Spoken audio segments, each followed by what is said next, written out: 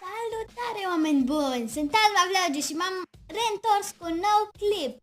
Astăzi am vrut să vă arăt, să gust mai bine, dulciuri din Italia. Am văzut că este foarte popular pe YouTube să guști dulciuri din anumite țări.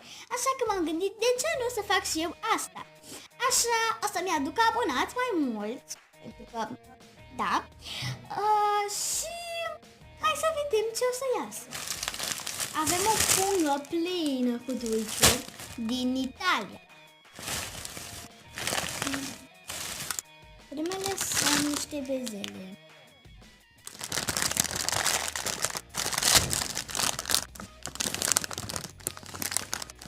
Gata, hai să vedem.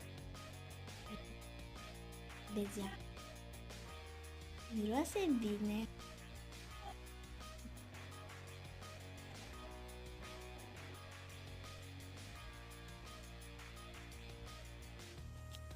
Are gustă zahăr, dar e zahăr cu ceva. Da, de bună. Nota 10.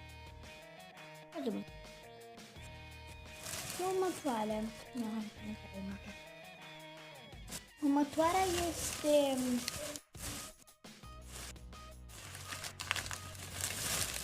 o bomboană. E o bomboană.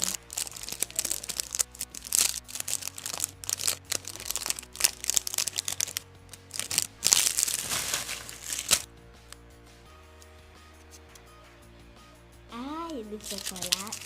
Atunci o să-mi placă. Adică mă.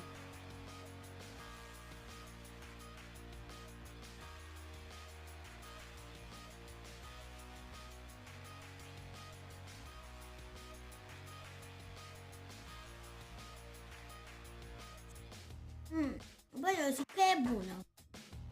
De ciocolată, într-adevăr. Dar are ceva, că doar ambalajul nu era nebun să fie verde. Cred că e ciocolată simplă, pusă într-o bombonică, dar e foarte bună. În orice caz. Următoarele sunt două bombonele, care sunt la fel. O să gustăm decât una. Am mai multe bomboane.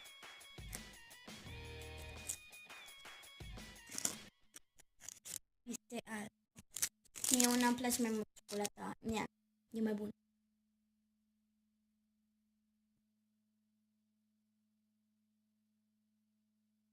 Că stau prima să mă gândesc că numai ciocolată albă. Fără nimic adăugat. Și simplă. Va fost și bomboana dinainte. Aia verde.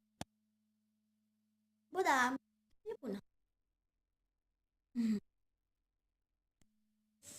Nota 10. Bine, nota 8, că mie nu prea place ciocolata. Atât de mare. Următoarea este bombonica așa. Așa desfacem, că prea mai am baterii la cameră.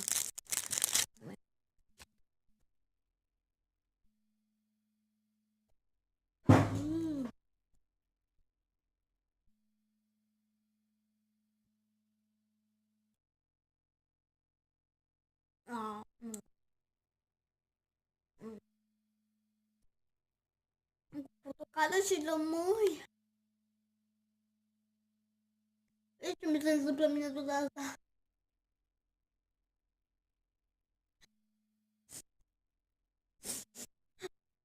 Se întâmplă.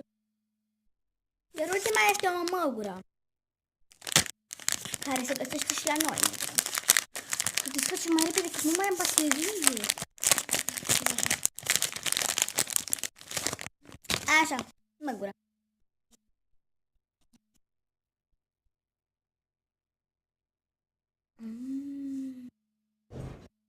Măgura cu rulată. Foarte bun. Nota 10. Nota 10. Păi, cam astea au fost toate. N-am vrut să fac un video prea lung. Câteva, nu multe.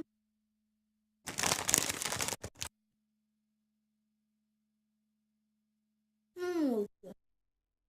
Deci, hai să încheiem aici episodul. Eu am fost Alma Vlăgiu și nu uitați să vă abonați și să dați like și share pe Facebook. Pa, pa!